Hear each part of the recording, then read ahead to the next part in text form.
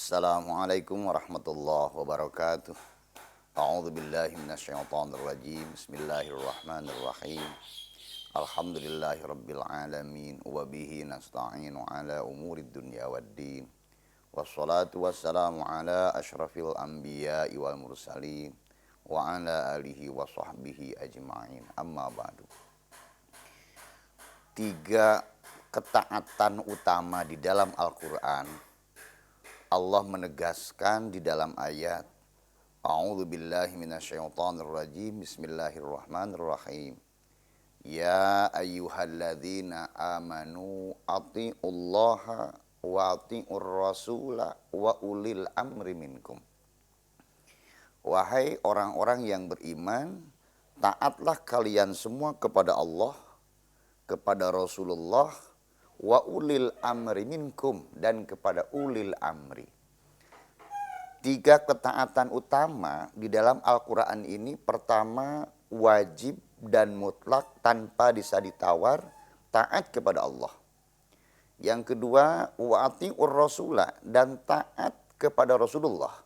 Itu pun sama, mutlak, tidak bisa kompromi di situ. Kemudian yang ketiga wa ulil amri, taat kepada ulil amri.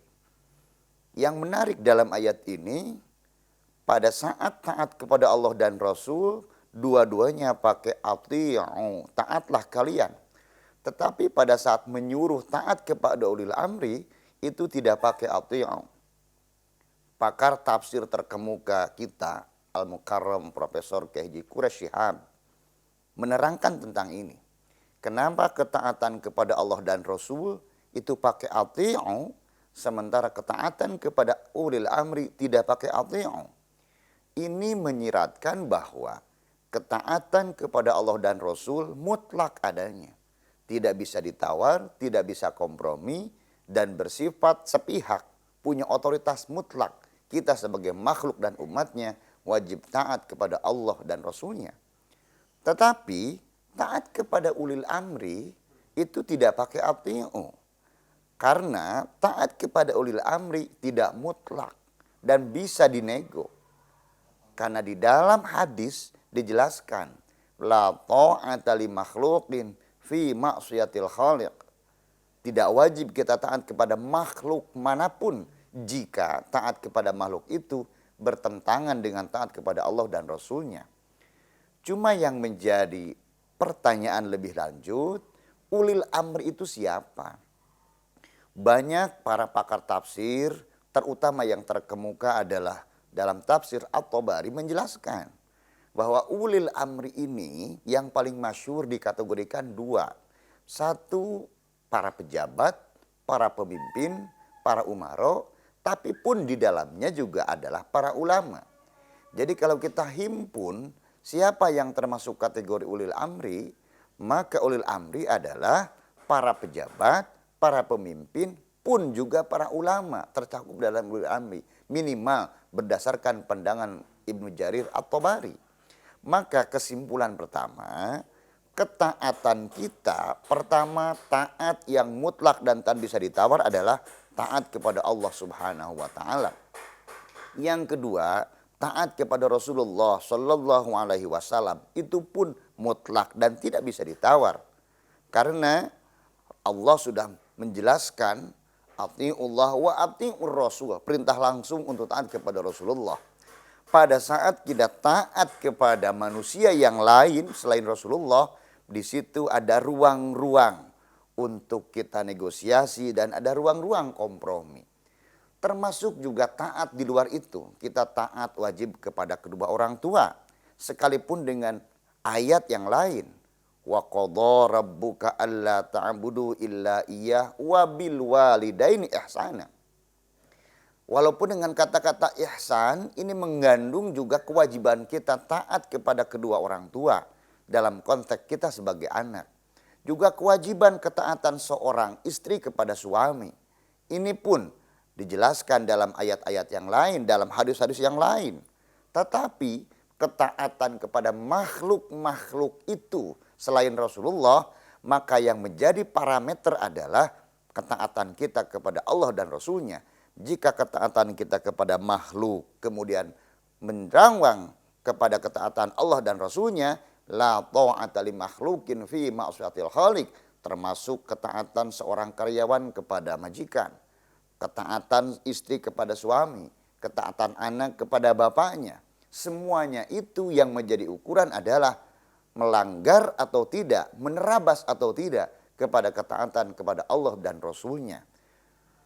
Ketaatan kepada Allah dan Rasul itu tertuang di dalam Al-Quran dan Sunnah Rasulullah Sallallahu Alaihi Wasallam. Artinya apa yang disampaikan Allah di dalam Al-Quran berupa perintah-perintah, baik yang bersifat ubudiyah, berupa ibadah-ibadah, maupun yang bersifat muamalah, hubungan antar sesama manusia, dan yang lainnya, itu semuanya tercantum di dalam Al-Quranul Karim. Tetapi Allah pun kemudian merekomendasi apa yang dilakukan dan diucapkan Rasulullah pun itu dijamin.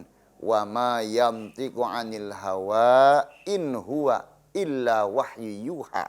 Sekalipun lisan Rasulullah yang berbicara, hakikatnya adalah wahyu yuha, adalah wahyu Allah yang diwahyukan kepada Rasulullah. Tetapi Rasulullah pun kemudian mendelegasikan ketaatan yang lain. Misalnya di dalam hadis Rasulullah menegaskan, alaikum bisunnati wa sunnatil khulafa'ir rasyidin. Wajib atas kalian mengikuti sunnahku, taat kepada sunnahku. Tetapi juga wa sunnatil khulafa'ir rasyidin, sunnah para khulafa'ur rasyidin, Abu Bakar, Umar, Utsman, Ali, itu pun direkomendasi, dilegitimasi sama Rasulullah langsung. Wajib taat kepada Rasulullah dan wajib taat kepada sunnah para khulafaur rasyidin. Bahkan lebih jauh, Rasulullah juga memberikan mandat yang begitu leluasa dengan mengatakan bahwa al-ulama'u warathatul anbiya. Saat kita hidup tidak ada lagi di tengah kita para Rasulullah, tidak ada baginda Rasulullah, maka Rasul sudah memberikan mandat penuh dengan mengatakan wa ma arsalna ka al ulama warathatul anbiya, bahwa ulama-ulama itu hakikatnya penerus risalah Rasulullah Sallallahu Alaihi Wasallam. Bahkan dalam hadis yang lain sedikit intimidatif Rasulullah mengatakan laulal ulama lahalakal jahilun. Jikalau tidak ada ulama di dunia ini, lahalaka jahilun, niscaya binasalah orang-orang yang bodoh. Maka agar kita terhindar dari kecelakaan itulah ayat lain lebih tegas mengatakan fas'alu ahla dzikri in kuntum la ta'lamun. Ya Allah, kata di dalam Al-Qur'an Allah berfirman fas'alu ahla dzikri in kuntum la ta'lamun. Bertanyalah kalian, kritislah kalian, minta pendapatlah kalian. Kepada siapa? Ahla zikri, kepada ahli zikir. Jumhur mufasir mengatakan ahli zikir yang dimaksud adalah para ulama. Artinya sekurang-kurangnya yang harus kita taati menurut Al-Quran dan Sunnah Rasulullah, pertama, taat yang mutlak dan tak bisa ditawar adalah taat kepada Allah dan Rasulullah Sallallahu Alaihi Wasallam. Taat yang ketiga adalah taat kepada ulil amri yang terdiri dari taat kepada para pejabat, para pemimpin kita, para umarau kita, plus di dalamnya include adalah para ulama-ulama itu sendiri. Maka ketaatan-ketaatan yang lain turunannya, ketaatan seorang anak kepada bapak, ketaatan murid kepada kiai, ketaatan buruh kepada majikan, itu pun wajib taat. Tetapi yang menjadi parameter ketaatannya adalah taat kepada Allah dan Rasulnya. Semoga kita bisa mentaati sebagaimana firman dan hadis Rasulullah Sallallahu Alaihi Wasallam, sehingga kita termasuk orang-orang yang muti'in, orang-orang yang sami'na wa ata'na kepada Allah dan Rasulullah Sallallahu Alaihi Wasallam. Wallahul muwaffiq ila aqwamit thoriq. Wassalamualaikum warahmatullahi wabarakatuh.